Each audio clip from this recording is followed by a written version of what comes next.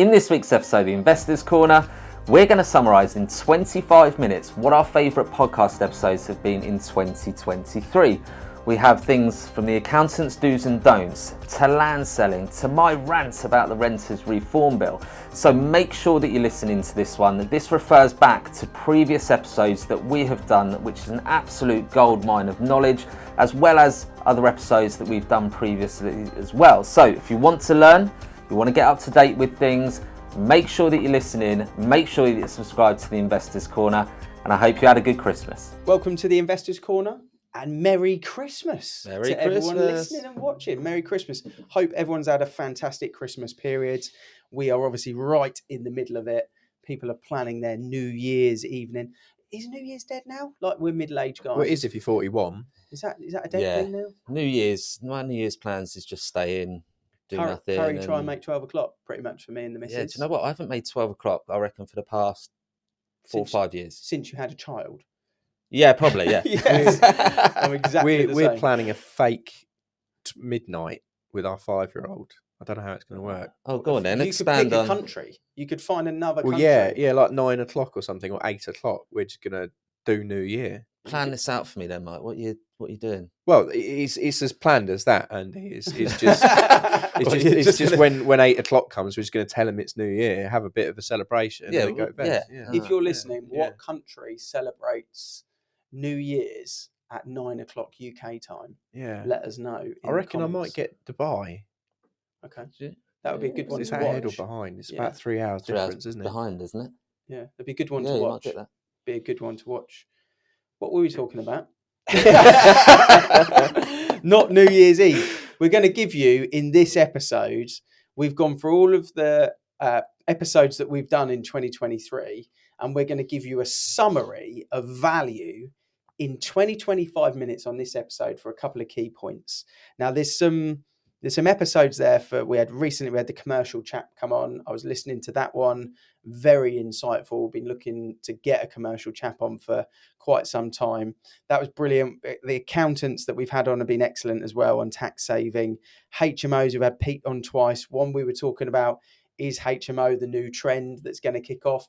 The one that we did, I think it was back in March or May, we were saying, is HMO dead because of where interest rates were at that point? But the actual 6 key things that I think are really important for people listening and watching that we want to discuss on this episode. Why follow Waitrose and Tesco superstores when you're property investing? Land, is it overpriced? Why is it not selling? And why do we now see land on Rightmove, which is something we've never seen before? And that was actually our most listened episode of the whole of 2023. Yep. To this point, there is a chance for this one to win. There's still a chance, but that one was with Lee Curtis. Great episode. Lee was nearly broken afterwards talking about that as a land consultant and the challenges that were happening there. And then I think we yin and yang that with Andy Mead talking about new homes a couple of weeks later. So they were 2 quite interesting clips in the land and developing world. Retiring landlords, exits, we've spoken about a lot in 2023, and 65-year-old new trends. Halfway through the year, we transitioned from the landlord page into the Investors Corner, which was a new lease of brand, new lease of life, which was really interesting and fun for us to be part of as well. So thanks for everyone that followed us on through into the new branded podcasts. Similar topics, just a little bit more jazz involved in the brand, a little bit more of a wider scope. 61% of people don't have a will in the UK. How does that impact people that are obviously looking at property investment as a way of building wealth, assets, and then what are they planning to do, passing it down? Andy, your renters reform bill dramas, that has been, for me, the number one trend of 2023. That's been my life. It's been like EastEnders. 2023, the renters reform bill. Give us a 60-second summary on what that is for people that don't know. That probably, if you're watching this or listening to this, you do need to know what it is. So well, maybe not as the case may be now. So 60 seconds. So renters reform bill is changes to the way that the rentals industry is operated, have certain, could be certain rights for tenants, i.e. No fault evictions, no fixed term tenancies, easier for tenants to keep pets at a property, Also makes it easy. It could make it easier for landlords to get the property back if there were rental arrears, and secure their tenancies more. That if there was antisocial behaviour, then they can serve a small notice to evict that tenant. And you also had the abolition of Section 21s as well for the no fault evictions, which has now been scrapped because the courts aren't fit for purpose to handle that. So it's just one of those things. Everything's being discussed. Could benefit tenants, could benefit landlords. Trying to meet in the middle of everything to make it better for everyone, but there's still a long way to go. I remember sitting in the Liam Connolly episode where he rolled in, flipped open his laptop, and we all shit ourselves. Yeah, we were like, "This is good. This is going to go." Oh. But one point I do, and I remember I've made notes. Emotionally, at one point I was selling buy-to-lets, then I was keeping buy-to-lets, then I was buying buy-to-lets, and then at the end of it, we all kind of highlighted, how are they going to police this? And we all kind of looked at each other and went, And funnily enough, obviously this has now happened that the courts are not fit to handle that, which we did see. Idea in context, in practice, obviously wasn't going to work. So we'll see whether that drama continues into 2024 for you. I'm not sure if it was 60 seconds, but well done for about 64. I was watching 64 seconds. Not bad. That's not bad. That is not bad at all. Mike, we've spoke a lot about the importance of investing where councils are investing. And then we had an episode, I think it was Q2 of this year, where we were talking about Swindon as the kind of location, but why follow someone like a Waitrose into a location when they're investing in a place that you look at and think, why are they putting a Waitrose in Swindon? But then we kind of broke it down and looked at that as a nice way to kind of almost flagship where your next investment may potentially be. So in 64 seconds, can you give us a little bit of a summary on that and why it's important for people? Well, everyone deserves a Waitrose. So, we shouldn't let Swindon down for not having one. So that's 4 seconds wasted. There's one in Bracknell. He said it's a home of Waitrose, no less. Yeah. So why should we follow companies like Waitrose who invest in towns? Is because they have enormous levels of research. They know where their customers come from. They know their demographic, and they know where additional spending is happening. So Waitrose, there's a theory that when you have a Waitrose, that your house is worth 10% more because of the Waitrose. The truth is Waitrose go somewhere because houses are worth 10% more, because people have more disposable income. So it's a growing, additionally wealthy, upwardly mobile town. So that's why you should follow a company like Waitrose, because they have economists literally telling them where to put their stores, whereas the everyman in the street buying a buy-to-let, you don't have a team of economists. So use someone else's. I mean, we have access now through data technology to a list of the 10% most likely people to move in a particular town or village. We have access to that, and that's based on people that have had babies, people that got end of car leases, people experience reports, how much savings they've got, people that have gone from one salary bracket to the next. We don't know who those people are individually on each circumstance, but we know the list based on that algorithm, that calculation.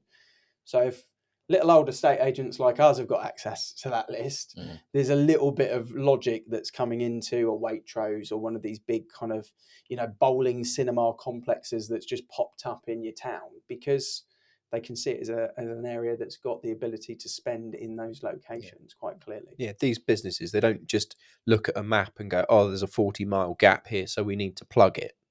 It's more strategic than that. And it's the same with new homes developers. It's not just, oh, there's a field there we can build on. It's, do we want to be here? Are their apples better than Lidl apples at Waitrose? Now, I went to a talk by the guy who revived Asda, who said the only big grocer in the UK who sell A-grade fruit and vegetables is Marks and Spencer's. So Waitrose fruit and veg is no better than Lidl or Aldi. Branding, fact. marketing. That is branding, isn't it? Yeah. Didn't expect that to come out on this podcast. I've never shopped in Lidl. Have you? Lidl, Yeah. yeah, there's one where I live. It's the go-to supermarket where I Lidl, live. They got the best Lidl apples, Nutella yeah? donuts. Just Go gonna there throw for the that out there. apples. But actually, funnily enough, I don't actually, because the fruit I find in Lidl goes off very quickly and it doesn't taste fantastic. So on a Sunday, I go to the local market, get the organic gear, Oh, get the good stuff, Shopping local. take the yeah. kids to the swings afterwards, and then go to Lidl to get the meat and the bread and that aspect of it. So Nice. it's a bit long-winded, but we all have fun. Got to do what you got to do. Exactly. Land. Let's talk about that. Moving swiftly Segue. on. Moving on from my Sunday mornings. Land is overpriced, is not selling, and it's now on Rightmove. Who wants 64 seconds on that via Lee Curtis? I will. If you want. Yeah. I'll take that as it's my turn. So in the episode, what was very interesting to hear is in a sales market where clearly prices had reduced at that point and still continued throughout the year, developers were almost had put a plug in Q1 on building. And at this point, they have now continued to build, be it slower and more expensively. We would have thought that land, the source of all of this happening, the developing, the new homes and the resales, would have acknowledged that. But it would appear people that are selling land are kind of just sat on it and gone, no, if you want it, because it's always been such an in-demand product for people that they just went, no, we'll just sit on it because it's land. We don't need to sell it. Finite resources. Exactly. Yeah. At some point, it will go back to this price. And why should we reduce prices if you want to build on it with a clear intention of making profit and nothing else? They're not selling land for the average Joe family to go and sort of pop up and just kind of live their lives. They're selling land to someone that's looking to make profit out of it. So they kind of stuck their spade in the ground, or not, as the case may be, and said, this is the price that we are going to demand for land. So for the first time in a long time, we're now seeing land hit Rightmove and all the different marketing campaigns and different ways to try and get a buyer for land that previously it was just phone on your little black book as a land consultant, boom, off it goes. Which one of those developers, small, medium or large, is going to pay the best price and complete quickly. So yeah, land, and that will have an impact without question in 2 or 3 years' time. Yep. For new home sales, it just will. And that may be that gives people an opportunity to get a better price in those areas as a resale, but it will also plug a whole problem of people that can't find an end of chain property. It's going to really leave a lot of open chain properties as a clear issue, probably in 24 or 36 months' time. Maybe we'll see the actual truth of what is in those land banks of those developers. There's mysterious land banks. See how deep they are. Exactly. That was over 64 It seconds. was, yeah. Sorry, yeah. I rabbit on sometimes, especially in between Christmas and New Year. We're all merry. I'll sum this one up nice and quickly. 61% of people in the UK don't have a will. That's the stat. Let's move on. So get a will. And if you need a guy, we know a guy. Soteria planning, get your will in place. You go to all of this hard work to get these assets, protect them. Is the message that we're putting out there to people really on that. Very interesting. Retiring landlords is your bugbear, Andy, in terms of landlords exiting the market and retiring. 65-year-olds, a new trend. I think, Mike, you may have highlighted that you'd read an article that by 2025 there'll be more 65-year-olds in the UK than on record, and more 65-year-olds for the first time than 21-year-olds or something like that, I think the stat was. Yeah, the ageing population. It should be an hourglass figure, but it's getting a bit top heavy. So for us as agents, we'll take the violins to one side and kind of, I'm not sure anyone's worried about our profit margins, but for the market itself, it's one of the key reasons really why rental prices have gone up so high, isn't it? Because less people buy, more people exit. Really. Yeah, I think those people that originally got in at the start are obviously coming up to retirement age now, and they don't want the hassle of looking after rental properties, and they just want to set up and go. And obviously, what you haven't had is the young investors probably coming through, investing their money in property because they feel their money can be invested in other sources that might get them a bigger return. And they haven't got in property just due to the regulations and stuff. But again, it goes back to property being the safest investment and educating people on why that is. So we get the more supply coming into the market to meet the to meet the demand. I mean, this year, looking at some statistics that I read just before this podcast, was that tenant demand has gone up by 12% this year. It's gone up around 50% if we go pre-COVID, and then the supply has increased by 10%. Okay, so it's still there or thereabouts with supply and demand now. Yeah. It's just we obviously need more supply coming in, because that percentage that can't be met need somewhere to live. So again, it's still affecting the rental prices because there's still an imbalance there. For 2024, we might see that continue. I don't think you'll see it continue like it has done this year. We had everything happening with the mortgage rates increasing, base rate increasing, all of that sort of stuff where people couldn't afford to buy a property. That looks like it's balancing it out now. So more people will be able to buy a property if the stock is available. So I think it will balance itself out. But we need those, those investor people getting into property and realizing that, look at everything, look at the current rental price that you can get for the property, look at the appreciation for that property that you are going to get in 5 to 10 years time. Maybe don't put all your money into something that you're trying to get a quick return on in the next 6 months. But obviously everyone's goal is different. But yeah, it's just the educational piece that people need to actually look into it and realize why property investing is still a good route. I still say most wealthy people, most multi-millionaire people that are living a life where they don't have to work a huge amount of time, if at all. Whenever I ask them, what did you do to get to that point in your life? Normally they say, I've got a pretty big property portfolio. Yeah. And it just seems to be the safe bet. That's what it is. You see on social media, and you see all of these multi-millionaires, billionaires. Yeah. What assets do you have? Property. All of them will say property. Yeah, in some fashion or another, it normally boils down to property. Exactly. But you do have those young people. I'll take cryptocurrency for an example.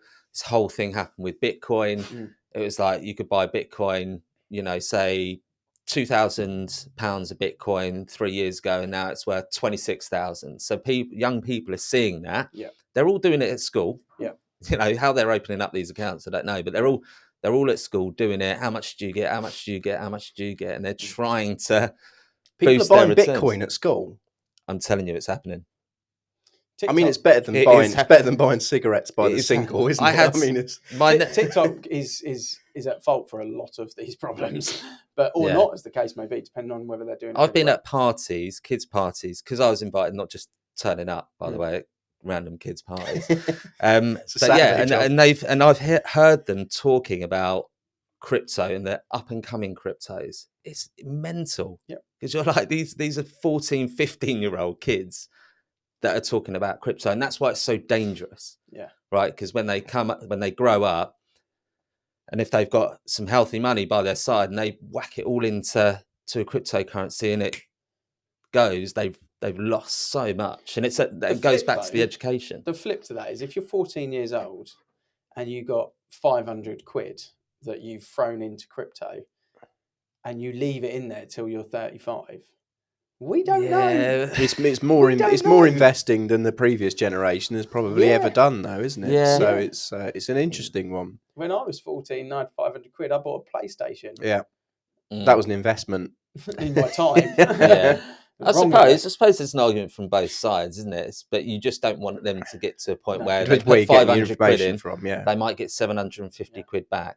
Take that 250 out, keep the 500 in there, invest it in other sources. Then suddenly when they get to 21, 22, they might have made £10,000. And they're like, I'm going to put it all on that and then lose it all. I think where the real problem has come is people middle-aged that have put lifetime savings into things like Forex, like these different trading consortiums and stuff that sounded too good to be true and turned out they probably were, and it kind of wiped them out in terms of 2 like decades worth it of was the FTX platform. This all year. of that sort of stuff. Yeah, which is a shame.